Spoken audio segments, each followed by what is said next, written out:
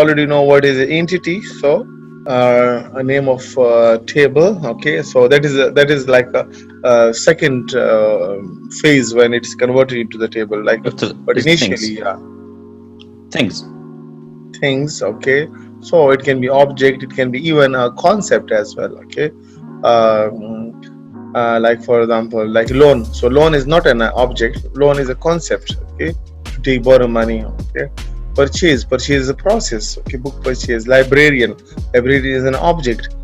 Okay, book is an object. Borrower is in a subject. Okay, so we have a so entities are like a broad concepts over there. Attributes, usually we have it. We already know about the attributes. So attributes are linked to the each entity. So every entity has its own attributes, and they will be like a strongly linked to it. So for the book, as we say, so it can be its title, it can be its author, the publisher, ISBN, and etc.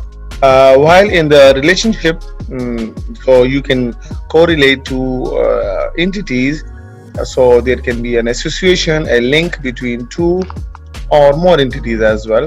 So employees is assigned to a department. So employees can be assigned to a department. So employee is an entity, and if department is an entity, okay, if the book is an entity or borrower is an entity, so how they are linked to it. So an employee is assigned to a department. So you assign that, you tell an employee that your department is HR, or you are in the sales department, or you will be working into the marketing department. So a new employee come, you can put it into any department over there.